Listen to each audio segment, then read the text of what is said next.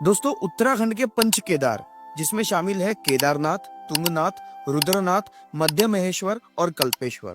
अगर आप भी इस साल या भविष्य में पंच केदार की यात्रा करना चाहते हैं और जानना चाहते हैं कि यह यात्रा कैसे की जाती है, यह यात्रा कितने दिनों की होती है, कहाँ कहाँ पर स्टे करना होता है, इस यात्रा को करने का सही तरीका क्या है, इस यात्रा को करने के लिए कितना खर्च आ सकता है, पंच केदार के दौरान और कौन कौन से ऐसे प्लेसेस हैं जिन्हें आप कवर कर सकते हैं, और अगर आप टूर पैकेजेस लेते हैं तो ट्रैवल एजेंसी वाले आपको यह यात्रा किस तरह से करवाते हैं, यह पूरी जानकारी इस वीडियो में हम आपको देने वाले हैं। तो इस वीडियो को बिल्कुल भी स्किप मत करना।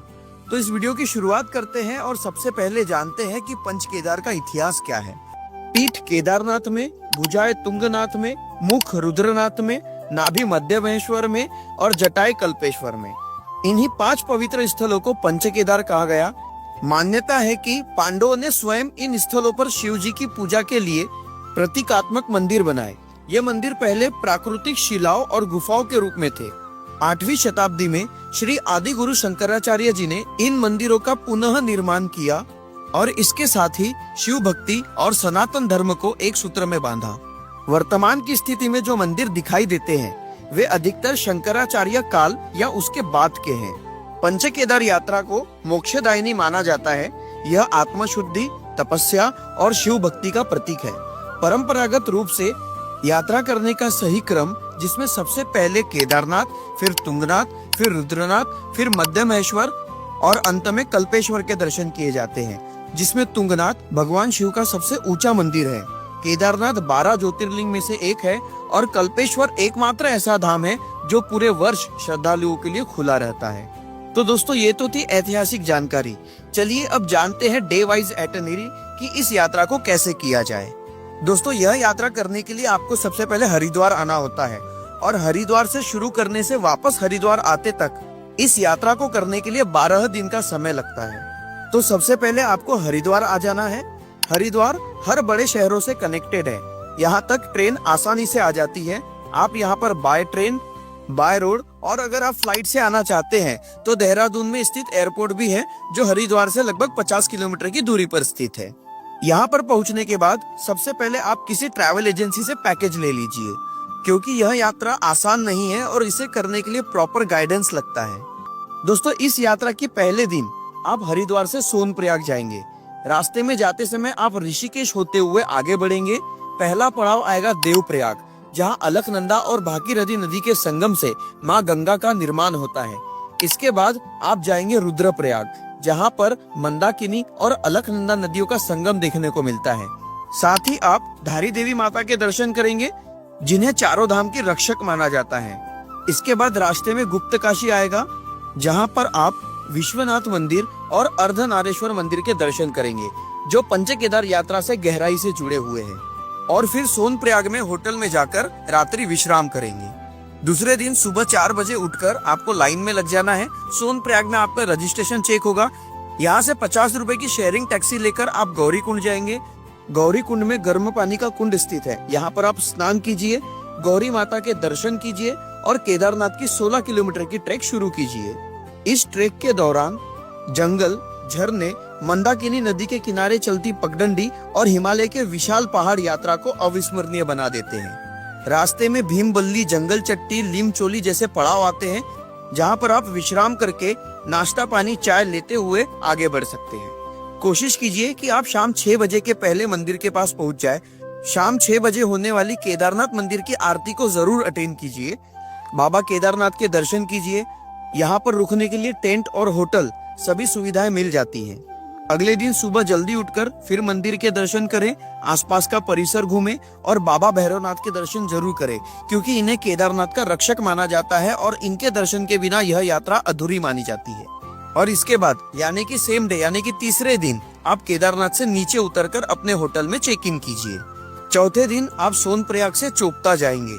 रास्ते में जाते समय आपको ऊखीमठ मिलेगा। ऊखीमठ में ओमकारेश्वर मंदिर है। यह वही मंदिर है जहां पर बाबा केदारनाथ की शीतकालीन गद्दी का निवास होता है, यानी कि जब मंदिर बंद होता है तब बाबा की डोली इसी मंदिर में 6 महीने के लिए विराजमान होती है। इस मंदिर के दर्शन करने के बाद आप चोपता जाएंगे। चोपता एक बेहद ही खूबसूरत जगह है।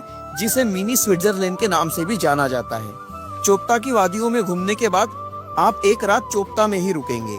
5वें दिन की शुरुआत सुबह 3 बजे कीजिए, क्योंकि आप सबसे पहले चंद्रशिला जाएंगे। चंद्रशिला तुंगनाथ के बाद आता है, परंतु हम आपको सजेस्ट करते कि आप पहले चंद्रशिला जाइए, क्योंकि चंद्रशिला से दिखने वाला सनराइज दुनिया का सबसे खूबसूरत सनराइज माना जाता है। चंद्रशिला ट्रैक 5 किलोमीटर का है और इसे तय करने के लिए लगभग 1.5 घंटे का समय लगता है। यहाँ पहुँचने के बाद खूबसूरत सा सनराइज और 360 डिग्री हिमालय का नजारा देखकर आप मंत्रमुग्ध हो जाएंगे। इसके बाद 1.5 किलोमीटर नीचे उतरने के बाद आप तुंगनाथ महादेव के दर्शन कीजिए और दोपहर 2 बजे तक आप नीचे उतर जाएंगे। इसके बाद गाड़ी में बैठकर आप गोपेश्वर जाएंगे। चोपता से गोपेश्वर मात्र 70 किलोमीटर है, परंतु पहाड़ी रास्ता होने के कारण 3 से 4 घंटे लग जाते हैं और आपका नाइट स्टे गोपेश्वर में ही रहेगा। 6वें दिन आप गोपेश्वर से 30 किलोमीटर ड्राइव करके सागर गांव पहुंचेंगे और फिर यहाँ से 8 किलोमीटर का ट्रैकिंग करके ल्यूटी बुग्याल पहुंचेंगे और यहाँ पर रुकने की व्यवस्था टेंट में होगी। 7वें दिन आप ल्यूटी बुग्याल से रुद्रनाथ के लिए ट्रैकिंग करेंगे। यह ट्रैकिंग दोनों तरफ 18 किलोमीटर की रहेगी, यानी कि 9 किलोमीटर जाना और 9 किलोमीटर आना। यह ट्रैकिंग आपको थकाने वाली और चुनौतीपूर्ण होंगी।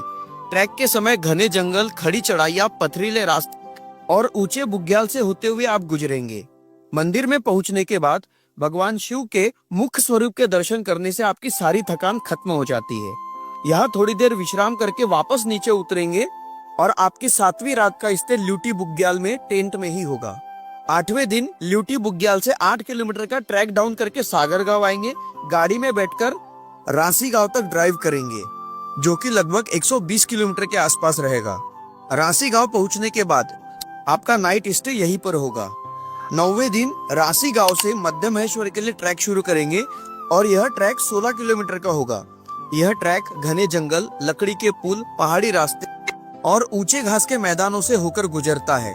मंदिर में पहुंचकर आप भगवान शिव के नाभि स्वरूप के दर्शन करेंगे और आपका 9वीं रात का स्टे यहीं पर टेंट में या होम स्टे में होगा। 10वें दिन आप 16 किलोमीटर का ट्रैक डाउन करके रांसी गांव वापस आएंगे और इस ट्रैक को कंप्लीट करने के लिए लगभग 7 से 8 घंटे लग जाएंगे। 11वें दिन रांसी गांव से ऊखीमठ, रुद्रप्रयाग, जोशीमठ के रूट से होते हुए उर्गम घाटी की ओर बढ़ेंगे और यह डिस्टेंस लगभग 170 किलोमीटर का होगा। उर्गम घाटी पहुंचने के बाद यहाँ से कल्पेश्वर मंदिर तक लगभग 2 किलोमीटर का छोटा सा और आसान पैदल मार्ग है। यह पंच केदार का एकमात्र ऐसा मंदिर है जो साल भर खुला रहता है, इसलिए यह यात्रा अपेक्षाकृत सरल मानी जाती है। मंदिर में पहुंचकर भगवान शिव के जटाधारी स्वरूप के दर्शन होते हैं। दर्शन के बाद कुछ समय उर्गम घाटी में शांत प्राकृतिक सुंदरता में बिताया जाता है। रात्रि विश्राम उर्गम घाटी या जोशीमठ के क्षेत्र में ही किया जाता है, ताकि अगले दिन यात्रा का समापन आप आराम से कर सके। 12वें दिन आप विष्णु प्रयाग, कर्ण प्रयाग, देव प्रयाग, नंद प्रयाग, रुद्र प्रयाग, माँ धारी देवी का मंदिर और ऋषिकेश का राम झूला, लक्ष्मण झूला विजिट करते हुए हरिद्वार पहुंचेंगे और इस तरह से आपकी 11 रात 12 दिनों में पंच केदार की यात्रा पूरी हो जाएगी। दोस्तों, आप चाहे तो इस यात्रा को केदारनाथ के 4 धाम के साथ भी जोड़ सकते हैं।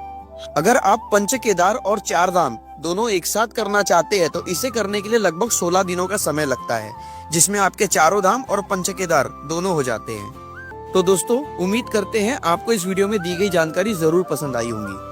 आपको यह वीडियो कैसा लगा और आप इसे कहां से देख रहे हैं, कमेंट बॉक्स में जरूर लिखें।